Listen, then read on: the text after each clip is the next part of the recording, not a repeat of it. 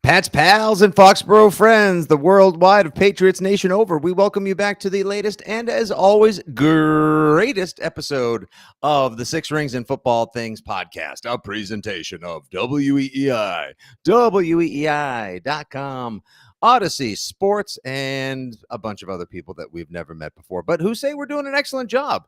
It's your old pal, Nick Fitzy-Stevens, here alongside Andy Jumbo Hart on today's edition of the podcast. We will give you our final thoughts on the bumpy, if not interesting, 2022 preseason. I mean, we don't really, game plan for preseason. It's preseason. We'll also give you a quick 53-man projection for the 2022 roster, which by the time you're listening to this could be just moments, if not hours away. Your 2022 Patriots coming together, 45 game day, 8 in reserve, 16 on the practice squad. Plus, we'll talk about Bill Belichick on the radio today. And Andy's got thoughts about Tom Brady being number one. Hi, Andy. How are you? Hi, how are you? I think it's great that in honor of cut downs, we cut Shime from the podcast. Just kidding. Right now we are, of course, there is no Chris Primetime Shime today to get the masses riled up. Of course, last week he made waves all over Odyssey Sports, EEI, and Pat's Nation with his takes on Bill Belichick, which I was party to, and I had my own wee critiques, if you will. But boy, Chris Shime, good thing he's busy every weekend. Drinking, golfing, or making radio, because if he ever showed up at Gillette Stadium, boy, I know a couple of folks that would like to give him the what for, the hey now, and a little bit of the biz. Well, I don't want to say he went too far, but Stephen A. Smith called and said he went too far. First take, more like worst take. Now, we are recording this today across the Fitzy GFY socials because Primetime Shime Time could not be with us. So some folks are actually watching now on the Twitter and my Facebook. And right here, Andy, I just want to get to this comment right off the top. Someone watching on YouTube Live, Patriots 1057. Sounds like probably a radio station you and I would host the morning show for. Patriots 1057. For like 8 months till it fails. I was going to say, I always get run out of my time slot, so it would only be a matter of time. Patriots 1057 says, so how much alcohol do we need this season, Fitz? A lot of bad vibes this preseason. All right, Andy, that segues right into the first topic here on @6RingsPod. I say it that way because, of course, you guys know to follow us on the Twitter, and you can hit us up at 6ringspod@gmail.com. Rate, review, subscribe. Let's go, Andy. The 2022 preseason. Feel free to give it a score from 0 to 100. Give it a grade from A to F. Your final thoughts and takeaways now that we both were treated, like so many, to that wonderful 23-6 loss, if you will, the game plan free loss to the Raiders last Friday. Well, let's start there, because I'm getting sick of hearing people say, well, they don't game plan. Do you think the other team games planned? Did you think the Raiders' second and third string players who your ones were playing against were game planning? Because I don't think they were. The reality is it was a brutal preseason, brutal training camp. You know how we know that? Because they keep telling us to focus on the process, not the results. Mac Jones chastised me for labeling the results failure. Well, the good news is we can all get on the same page now, because the regular season, as Mac said, real football is upon us, and the results are about to matter. You have less than 2 weeks before you take on the Dolphins in Miami. But it was bad. Like, it was just bad. I mean, I think it started, you and I talked a little bit about this on our weekend show. I think it started with the offensive line against the Raiders, and the offensive line has been an issue throughout the summer. The one thing almost like, Andy, and I excuse me for stepping in, but it's almost like, and I think I said this Saturday, but let's say it again for the masses, like Laura Pinger, who says Bill is making me nervous, and Scott DeFelice, who says he's trying to remain positive, but Friday night was not pretty. It's almost like their offensive line is coached by somebody who's not there half the time, because he's also offensive coordinating for the first time. And there's a lack of communication. You know what should happen is the O-line coach should sit down with the offensive coordinator, and they should have a conversation about how they need to prioritize getting this friggin' offensive line together. Everyone at the station is like, we were the first ones on it. And now Fourier and all the radio shows in town, all the TV peoples, everyone is saying the same thing. The O-line is a mess, and this team is only going to go as far as the O-line is going to go. And right now, whether Mac runs himself into sacks or not, that's a problem. It's bad news Bears. I've been dubbing it on this podcast a house of cards for a long time, dating back to late winter, early spring, whenever we started talking about it. And I think I was being generous. I don't know that it's reached House of Cards status yet, because House of Cards, right? You're impressed by it, but you don't think it can last. I've not been impressed by it. It is not productive in any way. And they were back out there against the Raiders. We can talk about the week before when Trent Brown was benched and Isaiah Wynn was hurt and they moved on Wenu back out, whatever. We can also talk about Coke Strange, which I think is very funny, a new name for Cole Strange, a little typo from our friend Sean Suslowitz. Geez, I should have read that before I decided to say it. But we all know that if the offensive line isn't good, everything else falls apart. You can have great receivers, great quarterback, great running back, and we all have varying thoughts about those positions. How good Mac is, how good Damian Harris or Ramondre Stevenson are, how good the receiving talent is. But if the line doesn't get its you-know-what together, and I thought David Andrews post-game in Las Vegas was dejected. I don't even know what the proper words are. I wanted to go up and get like, hey, Bear, you need a hug, buddy? Yeah. Like, I wanted to like buy him a beer and be like, oh, like give him an attaboy and be like, it's a cheer up, Buttercup. It's a buck up, Buckaroo. Didn't that feel like reality setting in, or like him acknowledging the situation through his emotions? And there was even one quote where it was like, we just all need to figure out who we're supposed to block and then block them. And I was like, well, yeah, that's how offensive line play works. But the fact that we're done with the preseason and you still think you all need to figure out who you're supposed to block is a concern. So defensively, I had kind of been trending upward on the defense, kind of positive. Ooh, maybe they're better than we thought they were. Well, Jarrett Stidham and company sliced them and diced them, went right up and down the field. They were as much a part of the problem as the offense. So, dude, if that's going to be a preview of the season, and Stephen Devine Sr. checking in right here, he's watching on Facebook as we record the Six Rings pod. We all need a hug after that game in Vegas. Ugh. Or as Andy Hart likes to say, yeah, if Jarrett Stidham picking apart the Patriots, mostly first team defense, and of course it's Josh McDaniels. He knows where the bodies are buried. He knows the truth behind all the rumors. He's been here many several seasons and won a lot of games and many championships with the Patriots. If anyone's going to use a former Patriot to pick apart the current Patriots, that almost sounded like a tongue twister. I got through it. I'm impressed. Mildly. I impress easily. Until you stuttered. Until I stuttered and completely crapped the bed. Yeah, patting myself on the back, doling out undue accolades.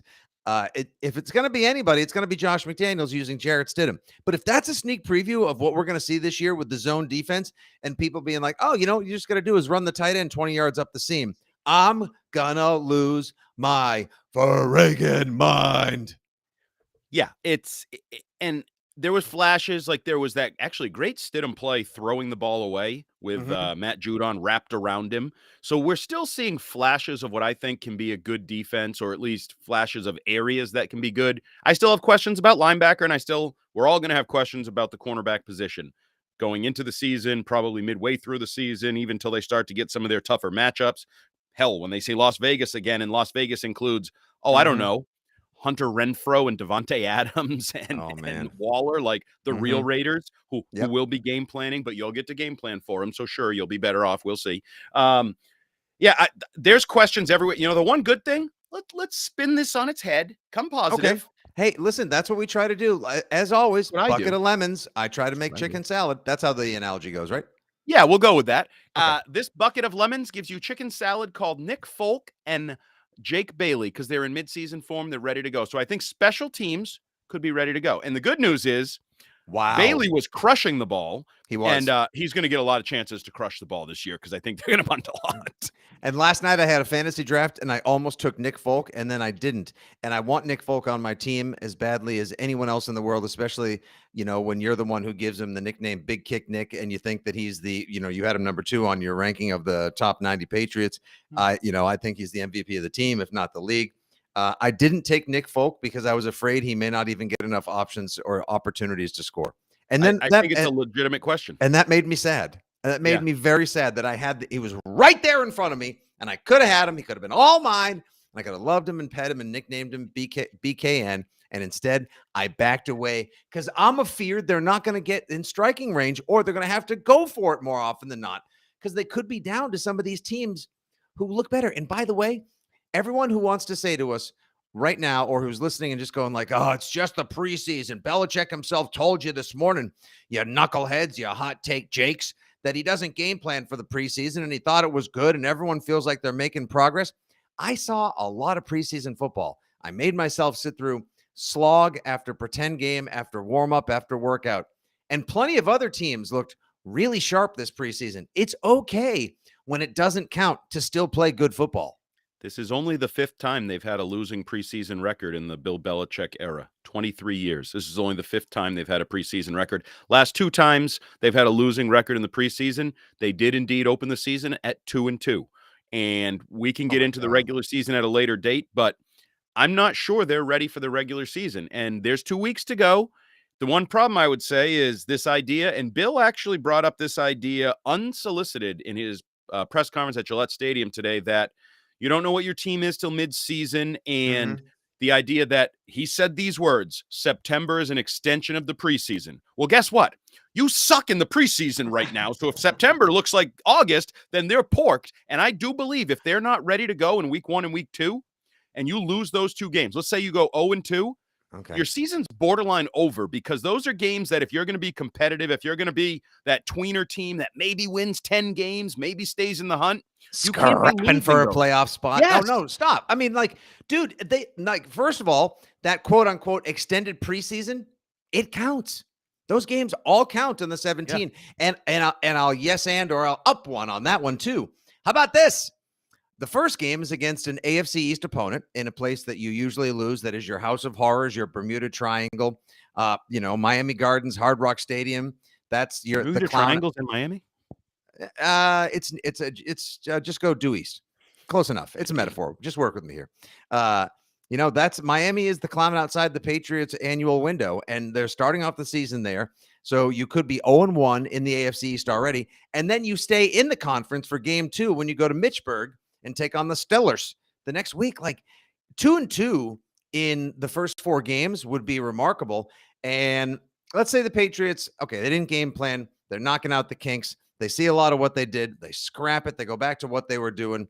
And we get something resembling the early version of the 2021 Patriots. Now just flash forward to 2022.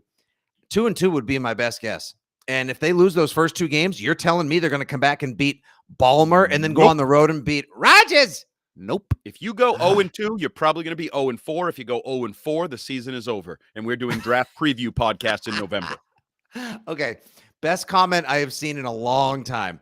Jeff Stenberg, who's watching on the YouTubes, says, anyone else feel like this team is basically just that meme of the dog sitting on a chair in a burning room? Everything is fine. This is fine.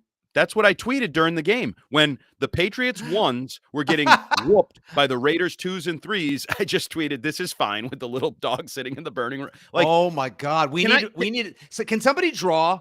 If anyone can, I will send you a t-shirt in return. I know you can't draw, and I can't carry a tune with a strap and a handle, let alone do anything artistic.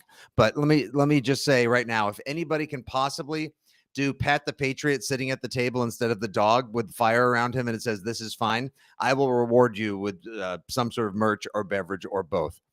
That would be amazing. I wish I could do it. You know what actually is most alarming to me is Bill Belichick's post-game press conference in Las Vegas. I thought he was strangely cheery, or like off his meds, just joking, but like in this weird way. And I almost wondered, he also brought up the idea that, we left all our plays on the practice field, where almost universally they sucked on the practice field. Hey, Bill, did you and Linda go shopping on the Strip in Vegas? And if so, how was lunch at the Excuse Factory? Bill never does that. He never. Well, you know why I think he does it? You know why I think he does it? It's the old Parcellian. When you have a good team that's not playing well, you kick them in the ass. When you have a bad team that's not playing well, sometimes you got to pat them on the back and build them up. I think he's starting to wonder if this is going to be such a poop show to start the year that he needs to be building these guys up and patting them on the back because there are harder times ahead. And he can't keep saying, trust the process and the results don't matter. Sooner or later, the goddamn result, Excuse me. That's $1 in the GD jar. We don't go that far. You chiding me for dropping S and F bombs occasionally on the pod. How dare you, sir? You son of a bitch. I think the technical or operative term for what we're afraid this season could turn out to be is Fustercluck. Yes. And that's the way I have rearranged the letters in the operative word that many people may refer to this team as if they continue as presently constituted. Joe DeFarias wants to know, Andy, do we think the Pats will have a better record than the Jets? I can't believe it's come to this. Is this real life? Is this real life? I don't feel great right now. Now, I've told you, my expectations were mid-tier, non-playoff team, fight for 500, blah, blah, blah. So I'm not freaking out yet. But you do believe. I posed a question to you, Nick Fitzy Stevens, on our radio show over the weekend. Better chance they make the playoffs or pick in the top 10 picks in the draft, and you took top 10 picks in the draft, correct? I did. I owned it. The audio was there. You've got receipts. So you got proof. I know we'll be accused of like prisoner of the moment and reactionary and hot takes. Can I ask you a question? What does this team do better than you thought they would? See a grown man naked? What's that? What do you think this team does now better than you thought it would? Coming into like the offseason, the summer expectations, you had them as a borderline 10-win team. Is there anything this team does better now than you expected? Yes. Frustrate me. Exactly. No, there's no answer. Honestly. Okay, I heard them making a similar point on the radio a little while ago, and I want to go a little further with this. Here's my biggest fear, obviously aside from intimacy and being buried alive, or snakes, or snake clowns, clowns and snakes, would be that Mac regresses this year, that it becomes unfun to watch the Patriots, and in year 2, he takes a step backward, regardless of if it's because of the offensive coordinators or lack thereof, the talent around him, the offensive line, whatever. That is Mac developing and giving you hope for the future is paramount to any and every and all things this particular Patriots season. And he looks so damn miserable right now. And if by all accounts, he takes a step back this year, that'll make me so freaking mad because this team will be so unpleasant to watch. Fourier made this point. It looks like last year was Mac's sophomore season, and now he looks like a rookie. How in the holy fried blunder is that happening? How? Can I tell you? It's very simple. Who did we mock last year? The quarterback taken first in the draft because his organization was a poop show. His coaching staff was a poop show. He was not prepared for games, right? Trevor Lawrence was put in a bad position last year. It looks like this year he's put in a good position. Why? They hired a former quarterback, a Super Bowl winning coach who knows offense. I'm not saying they're going to be great or the next Super Bowl champions or dynasty in Jacksonville, but he has now received competency, leadership on the offensive side, right? And that in theory is going to help Trevor Lawrence take a year 2 jump. Flip the script in New England a year ago. Mac Jones was the best rookie quarterback in part because he had the structure, the organization, the offensive coordinator, the system, the whole thing. Oh, they're holding him back, but are they molding him properly while holding him back? Now he has a defensive coordinator and a special teams coach as his sounding board, as his advisors. And stunningly, it's weird. It's almost like the entire world said, well, that doesn't look like that's going to work. That doesn't seem like that's a great idea to make a defensive coordinator, the play caller and communicator, to make a special teams coach, a quarterback's coach. Damnedest thing is happening. It's not working. It doesn't look good. And then the greatest question of all, why the need to change the scheme when it looked like Mac was well on his way to running the scheme at a really high level as a rookie? And I don't care that Josh McDaniels left.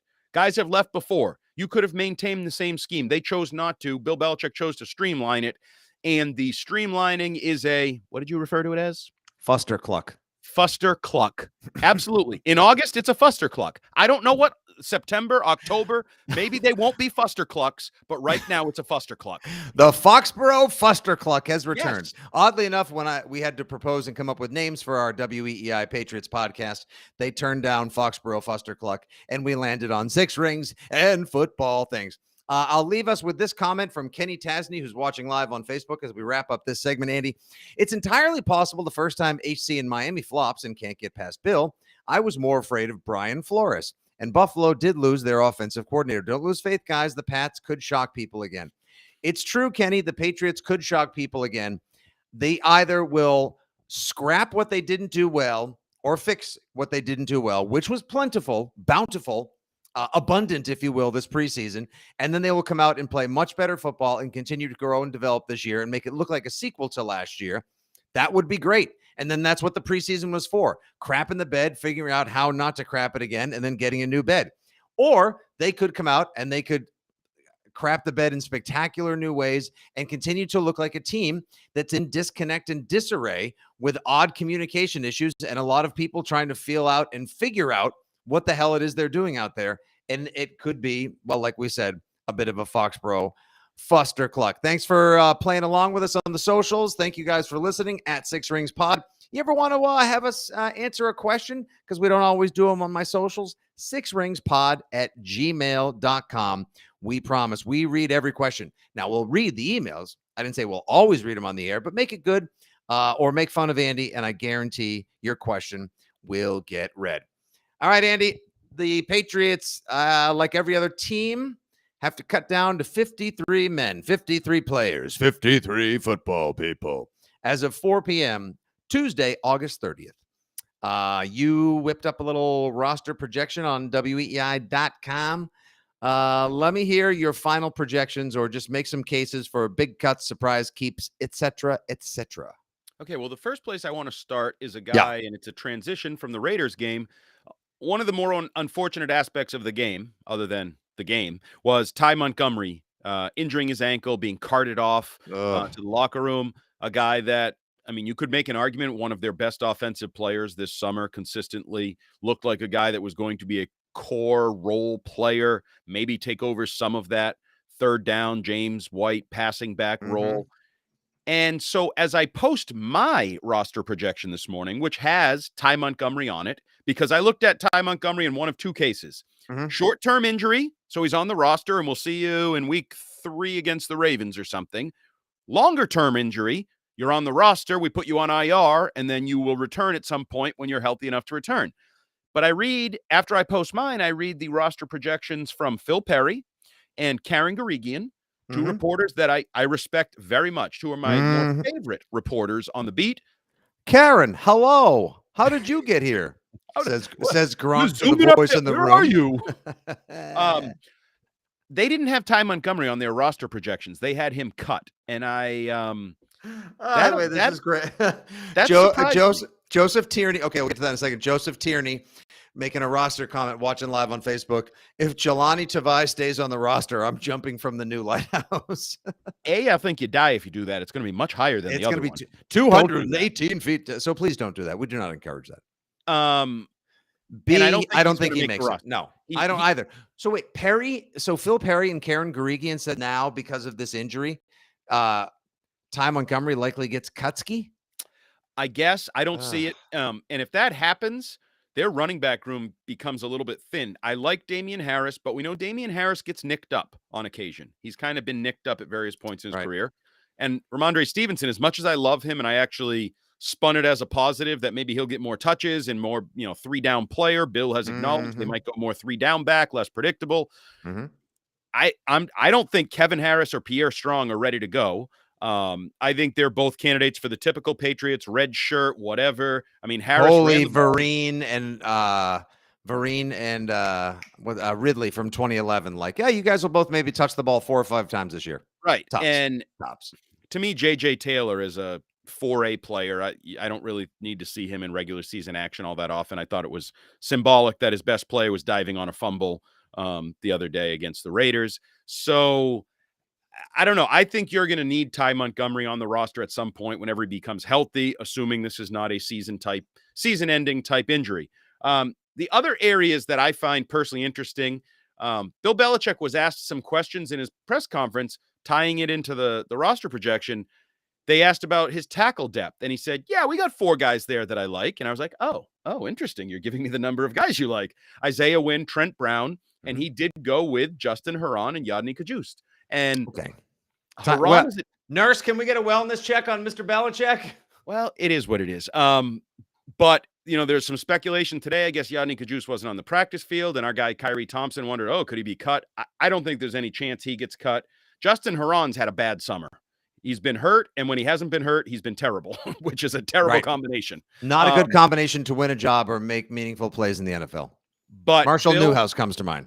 Bill listed those 4 guys as his tackle depth and being comfortable with him. I also found it interesting when he was asked by Chris Boomer Berman what his favorite position was on the roster, position he liked the most, which if any other reporter on the planet had asked would have gotten a throw-up face and no answer. He says, the safety position. Yeah, it's really dead, blah, blah, blah. We've talked. But he did. He did. Wow. You know who he did not list? So help me God, if you tell me that he played Jabril Peppers late in the game Friday and didn't mention him today, I'm going to jump from the lighthouse after whatever his face. No. He likes Jabril Peppers, but he did not. He listed 5 guys. He went McCourty, Duggar, Phillips, Peppers, Miles Bryant. Where's Josh Bledsoe? Where's Joshua Bledsoe? He didn't really mention Joshua Bledsoe until significantly later. I have Joshua Bledsoe on my roster. I think he's the 5th safety. Bill's comments led me to believe maybe Josh Bledsoe isn't on overly solid footing, because I do think there's probably 6 spots-ish that are kind of up for grabs. Like, I think you have the last defensive lineman, the last cornerback, maybe the last safety, like Terrence Mitchell. I have him on my roster. I'm guessing you don't want him on your roster. I didn't have him on my roster. I think you're going to need a veteran corner. I know he's a journeyman. I know there was that miscommunication in the Raiders game. I think if you count too much on Miles Bryant, Marcus Jones, Jack Jones at corner, you're playing a dangerous game. You're moving Jonathan Jones to the outside. What if he needs to go back inside? So I think you need whatever Terrence Mitchell is. I'm not saying he's good. I'm not saying like, J.C. Jackson replacement. We got Terrence Mitchell. I think you might need him on the roster. So I have him on my roster. The defensive line is another spot where I think a lot of people don't know what to make of the bottom of the roster, right? The top of it is good. Yep. But are you keeping Henry Anderson? I don't know. Over Equale, who's got a little bit of a suspension well, he actually to deal benefits with. you. He has a suspension, so you don't have to count him for 2 weeks. You actually luck out.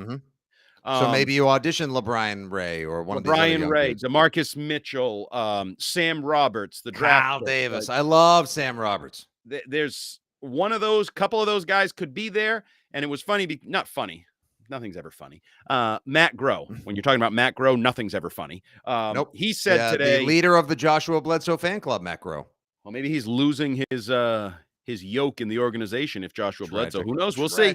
But he talked about the idea of getting guys through and which guys can you get through. And you want to keep a guy, but you have 2 guys and you're like, that guy, somebody called about, so they might have interest in him, or that guy was drafted, that guy wasn't. We can sneak that guy through to the practice squad. He can clear waivers. So I don't know what do people think of LeBron Ray? Does he have a name because he's from Alabama and was once thought of as like a high prospect, or is he just a jag bottom of the roster guy who you cut, you put on waivers? It could be Byron Cowart 2.0, like another 5-star high school recruit who never panned out at a major college program, somehow gets to the pros on reputation, prospect, promise, and potential, and then who knows? Or maybe he turns out to be a stud and he gives you, a store brand value of Christian Barmore without the sticker price. Who knows?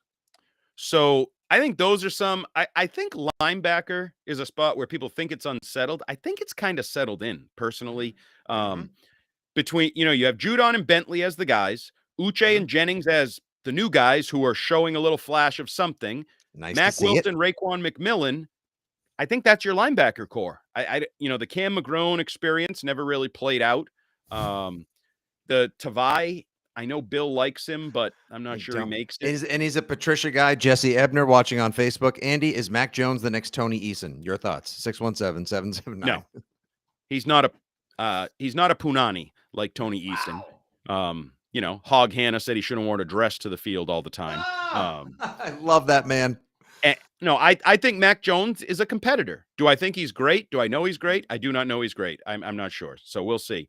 Um, Go I ahead. agree with you on the linebacking core. Back to the subject and matter at hand. I agree with you on the linebacking Focus. core.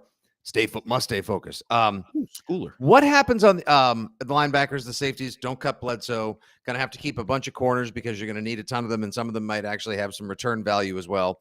Special teams. Are you Mm. keeping Cody Davis and are you keeping Justin Bethel, or are you going to go with Skula and some of the new Uh, guys? I've been on Schooler since the day he signed that he was like the next in line Matthew Slater. He's worked as the next in line Matthew Slater, all those core drills, been the personal protector. I'm in some punts, and that's a Cody Davis role. I think you can save, it's like $2 million you can save if you cut Cody Davis. I think this is a team that's looking to save some money potentially. And I'm not sure you can any longer afford to these trade ideas. Oh, trade Nelson Aguilar or trade Damian Harris or trade this guy to open up some cap space. I think you can cut Cody Davis and get by. So, yes, I think Schooler makes it and that Davis may be the guy that goes. I think Justin Bethel still makes it, even though Mike Reese has posed the idea that maybe Bethel is a surprise special teams cut. Um, DeMarcus Mitchell's an interesting guy that ties into that special teams work. If he makes it on defensive line or makes it on special teams, whatever, uses up one of those roster spots, I think he's a guy that sort of upsets the numbers on special teams. But yeah, I got Schooler on my roster. Schooler Rock. Schooler Rock. There it is. Your first nickname of the 2022 season, Schooler Rock. I'm with you on that one. I think you have such a dearth of playmaking talent that you have to keep guys like Lil Jordan Humphrey on the team because you need him to play where Justin Bethel would have, but Justin Bethel's not going to make many contributions on defense. And if you see him out there at corner, then you are screwed, blue, and tattooed. Whereas maybe Lil Jordan Humphrey can sub in at tight end, be a big wide out there in a jumbo set with Devontae Parker. I hardly knew her. So I can see, sadly, a lot of these lifetime. I know you hate that one. It's fine. Don't worry about it. Just one time. Banger. Just one time. One time only. So yeah, I could see that happening. Any other wide receivers or backs that are going to surprise you? Well, I went lighter on the skill position players on my roster. I have no use for Devin Asiasi. I'll get my extra tight end reps out of whether it's Humphrey and Justin Herron, for example. I have those two guys on my roster. There's your blocking tight end. There's your extra move tight end in Lil Jordan Humphrey. So Devin Asiasi, the experiment is over. Move on from those third-round picks, mid-round picks a couple years ago. It just didn't work. God, 2 wasted third-round picks on tight ends. Dalton Keene, Rambo, hardly knew you. Now Asiasi, so long, so see you later. Disaster. Freaking disaster. I swear to God, I've asked this before on the pod and on the radio show, and I want to do it again. If Bill Belichick was coach, Bill Belichick coach, Bill Belichick GM, they would not get along if they were separate people. They would be mad at each other, especially coach would be always angry at GM. But he gets a pass all the time for some of these, from people like you. And Bill we trust. Don't you play the you people. Don't you play the you people game, you son of a. You people. I have been on his ass about all these. His ass. It's a different thing. Excuse me. Just because I trust and believe in the man being able to turn this thing around does not in any way, shape, or form mean I am going to excuse some of these drafts of recent and yesteryear. Oh, no, friend. No. They have been BAD terrible. Let me ask you a question. All right. I'll see if I have an answer. If you were to be able to acquire a low-level talent, now I'm not saying, you're going to get some game-changing player. If you were able to acquire a low-level talent that's be good enough to be on your roster, whether it be with a waiver claim or a trade, where would you want that talent to be right now? I want that talent on what I distribute on a regular basis. Offensive lines. Yes. You nailed it. Tackle. Yep. I personally would say, give me a tackle because I actually think you have James Ferentz kind of in the hole there. I don't have him on my roster because I think you can always get him back. He's always going to be available. He'll be like the guy with the sign under the overpass on Route 1. Just, Bill, can I come back in now or whatever the sign will say. But we'll block for food. Yeah, no, we're good. I think they need help on the offensive line and tackle in particular. Now, as Matt Groh said, everybody in the NFL is looking for tackles. There's not enough tackles to go around in this league. So, you can want, that doesn't mean you're going to get it. We got to figure out what the NFI is on Stuba. because we got to get Super Stuber. We got to get Oh, the he the done. He done for the Massachusetts. year. No. He went on the NFI. He's out for 4 weeks. He didn't go on injured No, reserve. he's gone for the year. What? Yes, gone for the year. See you No, soon. no. Want to Don't bet a tell that. beer? You can add to the 7,000 you already owe me. All right, hold on right here. Andrew Stuber. Let me get the news. It's going to happen. Come on, Stuber. Up. This is Patriots rookie Andrew Stuber's mystery injury has been revealed, and it is, boy, geez, you don't check your Google alerts on Stuber for a couple of days. And let's see, he's recovering from a torn hamstring suffered during the offseason. Yeah. Son of a ditch. He's gone for the year. You owe me another beer. Oh my God. That and the fact that I drafted Najee Harris first overall in my fantasy draft yesterday. Did Now you I really? find out he's got a Liz Frank injury. No, you didn't. I did. Well, first of all, it was dumb to draft him number 1 overall. That's a terrible Well, no, pick. it was a keeper league. So Oh. technically my first round pick feels like a second or a third round pick, but he's a workhorse. I figured he was for God's sake. Now This he's day's broken.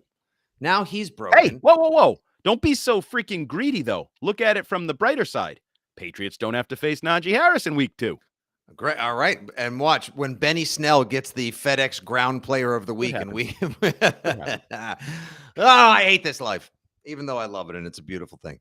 I agree with you on most of those roster projections. We will be coming out late Tuesday night or early Wednesday morning with a reaction to the roster cuts. Once again, all 32 teams are mandated to cut down to 53 players at 4 p.m. Eastern Standard Time, Tuesday, August 30th. So once that happens, we will get the 6 ringers together. We'll react to it. Obviously, we'll see what goes on with Tyquan Thornton's going to injured reserve for a while, and who gets dismissed and then who gets brought back. What you do with some of these other guys like Ty Montgomery. Many mysteries to be answered on the next 6 Rings pod, which will be coming up just a day after you enjoy this one. Andy, any final thoughts on the words uttered by Coach Belichick, both on the radio this morning, at the stadium, Matt Groh, or any other topics you would like to address now before we wrap it up? I thought he was strangely dismissive of the practice squad. Somebody asked him about practice squad, and he's like, I mean, you're really talking about players 60 through 70, and I think if you look around the league, they don't really make an impact in the league. And I was like, aren't you the guy that used to love every player on the roster and like, oh, the next guy could be the developmental who knows what guy? So he kind of poo-pooed the practice squad, which I didn't care for. I thought those were his people, the hardworking, blue-collar, fight to the finish, scrap their way onto the roster guys. But I would also argue all those guys we're talking about, he's probably right about. Whether they're the bottom 6 on the roster or the first 6 on the practice squad, same, no matter. Not going to decide whether this team's good this year or not. And there might be some teams in the league that are so loaded with talent that the bottom 6 or bottom 8 on their roster and half their practice squad are better than your actual team. We'll see what kind of trades they can pull off or who Bill may be looking to snipe from someone else via the waiver wire. I know. I'd like to wrap with this. Gotta always love that extra squirt of lemon right in the eye, followed by a little Salt Bay. When Tom Brady gets the don't worry about it. Some of the kids listening got it. Tom Brady gets number 1 player overall on the NFL Top 100 as voted by his teammates and peers. That would be both people on his team and opponents as well. That's the 4th time he's won it since 2011. The distinction, the honor, it's not really an award. It's more just recognition. First time with Tampa Bay, the cornhole smelling dollar store beach by the upper panhandle in Tampa. God, I love and hate that place so much. Andy, good job. They were able to. I probably wouldn't win the award. I understand if he was still on the Patriots. I know.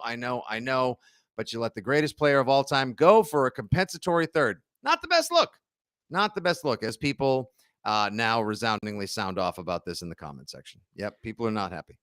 Yeah, I mean, it's wrong. He's not the best player in the NFL. He shouldn't be number 1 on the list. I think Aaron Donald won it on Pro Football Focus and finished number 2 by the NFL. Yeah, and I mean, is he good? Yes. Is he better than people could have ever imagined? Absolutely. I actually would love to do the truth serum game with Brady.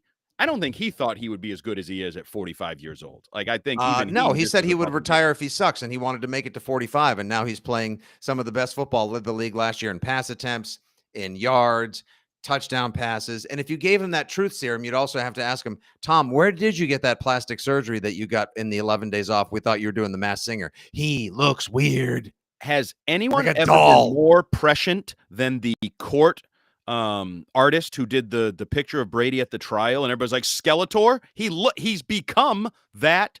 He's become that. I know you're laughing. I used to call that Zom Brady. Now it's 'Cause Tom he Brady. looked like- That's what he looks like.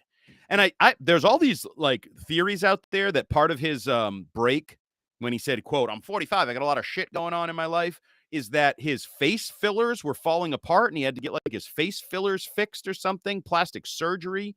I'm a sucker for all these conspiracy theories, so I'll buy into any of them. But man, has that guy had a lot of work done. An unbelievable amount of work. Why? He was already handsome. He already had all-American looks. He did not need to he's get a narcissist egomaniac. He did not need to get turned into like one of those dolls that chases around Woody in Toy Story 4. Like he's almost creepy looking now. Because he's nuts. He's superficial. That's what he cares about. So he had to get fake teeth and fake hair and fake cheeks and all those things that he's got that are fake.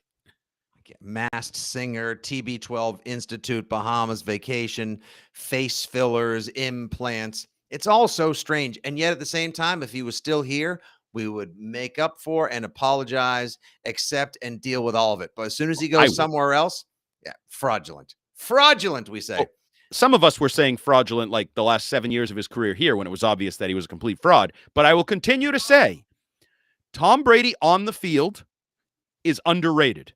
Yep. Tom Brady off the field, grossly overrated. And it's this weird dynamic because I'm sorry, he just took a 10-day break from his team. Like, the winner takes all, gives up his life, fraud. But the things he's accomplished on the field between those white lines, I actually don't think people talk about enough. The numbers from last year, the numbers for his career are just stupid. And we get caught up in, he's a leader and he's a winner and he's just one of the guys. And yeah, that's all BS. You know what isn't BS? His right arm and his mind, and his will to win. Football mind. Those you can't things teach it. Steps on the field are special. Off the field, blah, blah, blah, blah, blah. Yeah. Kenny Tasney sums it up best right here. We referred to Kenny earlier with a comment. We'll wrap with this one. Diehard Pats fan here. He wanted to own a piece of the Dolphins and play against the Pats twice a year. Still love the guy, but also F that guy. I think you, friend, have resoundingly echoed the sentiments of one and many in Patriots Nation. Just like we have sounded off now for 40 some odd minutes about the roster, the preseason, Coach Belichick, Tom Brady, and more. I'm not going to read that comment from Jeff Stenberg. Thank you very much. It has something to do with Tampa. You guys can check it out on the socials if you want to go back here and rewatch it. Hopefully you guys have subscribed, rated, reviewed, and shared Six Rings with your friends who love the Patriots and so much more. We appreciate all the downloads and subscribers helping make us one of the biggest and fastest rising Pats pods in New England and all of Patriots Nation. For Andy Jumbo Hart, who you can follow at Jumbo Hart, me, your old pal, Nick Fitzy Stevens at FitzyGFY. This is the At Six Rings pod. Thank you very much for listening. And we'll be back in just 1 day's time, if you miss us so very much, with our reactions to the Patriots 53-man roster cutdown. Till then, and as always, good night. God bless. Get a drink and go Pats. Dip.